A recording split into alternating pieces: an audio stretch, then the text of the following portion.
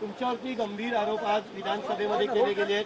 विरोधी पक्षाकडून तुमच्या राजीनाम्याची मागणी केली जाते. एका महिलेसंदर्भात गंभीर आरोप तुमच्यावरती केले गेले. मुळातच 2017 साली एक गुन्हा दाखल झाला होता.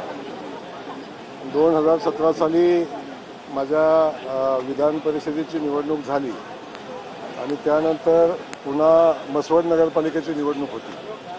त्या निवडणुकीच्या पार्श्वभूमीवर 2 दिवस अगोदर एक माझा गुन्हा दाखल झाला होता आणि तो दाखल झालेला गुन्हा 2017 नंतर आत्तापर्यंत 2019 साली तो ट्रायल चाललं आणि त्याचा निकाल लागला. निकाल लागल्यानंतर मला वाटतं निकालाची प्रत माझ्यासोबत आहे. माझ्यासोबत आहे आणि निकालामध्ये कोर्टानं मला निर्दोष मुक्त केलेला आहे आणि जप्त केलेला मुद्देमाल बाकी मोबाईल जे आहे तो नष्ट करण्याचे आदेश कोर्टानं त्याच वेळी दिलेले आहे. वाटतं 2000 सुटलेला नाही असं त्या महिलेचं म्हणणं आहे. तुम्ही माफी मागितली त्यांचे हात जोडून आणि तुम्ही त्यांना नागडे फोटो पाठवलेत की नाही, हे खरं आहे की खोटं आहे? तुषारजी, तुम्हाला खूप गडबड आहे. मी उत्तर देतोय, नंतर प्रश्न विचारा तुम्ही. तुमच्या प्रश्नाला उत्तर मी नाही सांगत आहे, कोर्ट सांगते. कोर्टाचे आदेश ज्याप्रमाणे आहेत कोर्टानं निर्दोष मुक्तता केलेली आहे. मला बाकी कुणी निर्दोष मुक्त केलं याच्याबद्दल माझं वेगळं मत काही नाही आहे. आणि झालेला जो विषय आहे या विषयासंदर्भात मी आपल्याला सांगतो की त्या घटना घडली 17 साली 19 साली निकाल लागला. या निकालामध्ये मला निर्दोष या ठिकाणी कोर्टाने मुक्तता केलेली आहे. मला वाटते या देशात लोकशाही आहे. लोकशाहीमध्ये आपल्या सगळ्यांच्या समोर सर्वोच्च न्यायालय आहे आणि न्यायालयाने जे निकाल दिलेला आहे त्याला 6 वर्ष झालेली आहेत. आज 6 वर्षानंतर हा विषय पुढे आलेला आहे आणि मला माहिती आहे की किमान आपण कुठल्या वेळी हा विषय समोर आणावा किंवा कुठल्या वेळी काय बोलावं याला काय राजकीय लोकांनी काय मर्यादा ठेवली पाहिजे ही माझी मनापासूनची भावना आहे. माझ्यासारखा एका सामान्य कुटुंबातला ज्या युवकानं ज्या वडिलांचं माझ्या 7 दिवसापूर्वी निधन झालं, 8 दिवसापूर्वी, मी काही भावनिक त्या विषयात करत नाही आहे. परंतु ज्या वडिलांनी माझ्यासाठी प्रचंड संघर्ष करून मला मोठा केला आणि वाढवलं, इथंपर्यंत आणलं, त्यांच्या मृत्यूनंतर त्यांचा अस्थि विसर्जन सुद्धा करू दिले नाही.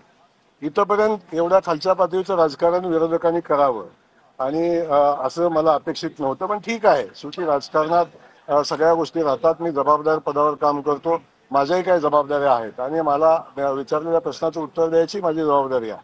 त्यामुळे मी एवढंच सांगतो की या घटनेला कोर्टानं निकाल दिलेला आहे आणि या संदर्भात ज्यांनी माझ्यावर आरोप केलेला आहे त्या प्रत्येकावर मी हक्कभंगाचा प्रस्ताव आजच सभागृहामध्ये आणणार आहे.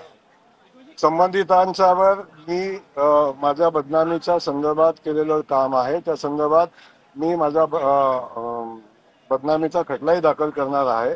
आपलं नुकसान भरपाईचाही खटला दाखल करणार आहे आणि त्याच्यावर जी कारवाई मला अपेक्षित आहे करणं अपेक्षित आहे ते मी करणार आहे. विषय पुढे सुरू होती, महिला निर्दोष मुक्त केल्यानंतर सुद्धा तुम्ही आता शिक्षा ऐकूनंतर त्या महिलेला त्रास सध्या देतात असा थेट आरोप संजय राऊत आणि विजय वडेट्टीवार. माझं म्हणणं हेच आहे की जयकुमार गोरेंनी त्रास दिला किंवा नाही दिला या संदर्भात पोलिसांनी चौकशी करावी. या संदर्भात जयकुमार गोरेनं काय केलं या संदर्भात चौकशी करावी. चौकशी करून जो कोण दोषी आहे, मी असेल तर माझ्यावर आणि कोण असेल तर त्याच्यावर, आणि जे काही खोटे कुभांड रचतायत, जे खोटे या भानगडी करतायत त्यांच्यावर जे करतायत त्यांच्यावर कारवाई करणं अपेक्षित आहे. कारवाई करावी. मी तेच सांगतो की कोर्टानं निर्दोष मुक्तता केलेली आहे. मी कुठलेही फोटो पाठवले नाही. तर कोर्टापेक्षा मला वाटतं तुम्ही पण फार मोठे नाही आहे असं माझं म्हणणं आहे. त्यामुळे माझं म्हणणं एवढंच आहे.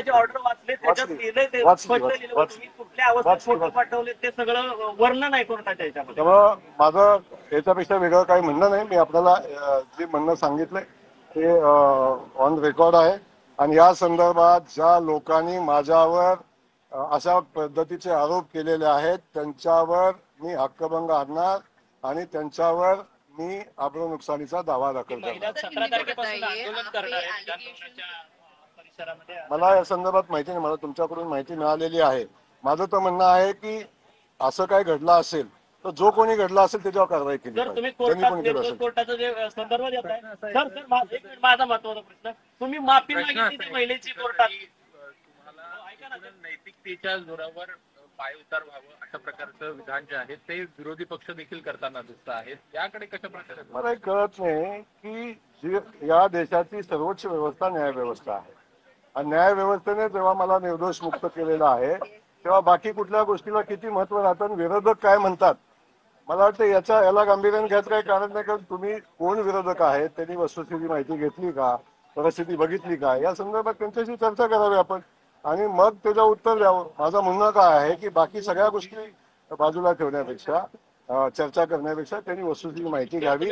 आणि मी आज सांगतो की आपणाला की ज्यांनी असं काय घडलं असेल, मला माहिती नाही असं काय घडलं असेल तर ज्यांनी कुणी केला असेल त्याच्यावर कारवाई करावी. जर दुसऱ्या एका केसमध्ये सर्वोच्च न्यायालयाने तुम्ही ज्या ट्रस्टचे अध्यक्ष आहात त्या मायने ट्रस्ट ते ट्रस्ट आणि कर्नाटक ट्रस्ट तुमच्या दोघांवर त्यांनी म्हटलंय की जनावरांवर भुंकणारा कुत्रा असं तुमचा उल्लेख सर्वोच्च न्यायालयाने म्हटलंय, मी नाही म्हणत.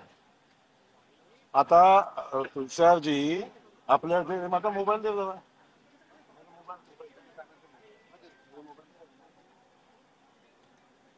आपण फारच तुषारजी पत्रकार म्हणून आपली पत्रकारिता फार उच्च दर्जाची आहे. मी सांगतो मी सांगतो तुमचं ऐकून घ्या ना, तुमचं ऐकतोय मी तुम्हालाही सांगतो.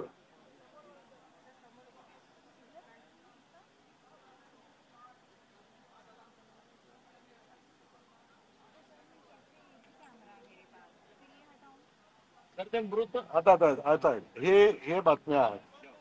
एक पत्रकारिता म्हणून आपण सगळेजण पत्रकार आहात.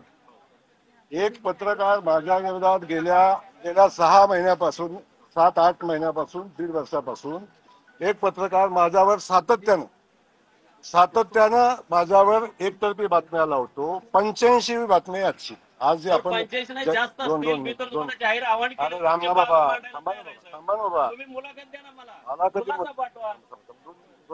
2 मिनिटं गडबड फार झाली तुम्हाला. एक पत्रकार 85 बातम्या एकदम खालच्या दर्जाच्या, ज्या भाषेला लेवल नाही, ज्या भाषेला मर्यादा नाही, एवढ्या खालच्या पातळीवरच्या बातम्या 85 बातम्या एक पत्रकार एकतर्फी लिहितो, एकतर्फी बातम्या चालवतो. आणि ही कुठली पत्रकारिता?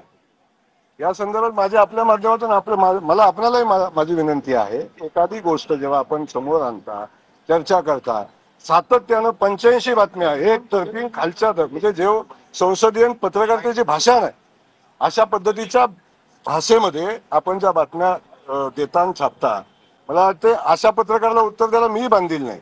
पण माझी आपल्याला विनंती आहे की आपण ही वस्तुस्थिती बघावी. मी या झालेल्या घटनेचा तर निषेध मी करतोच आणि मी विधान भवनामध्ये मी हक्कभंगाचा दाखल करणार आहे. गंभीर आरोप करण्यात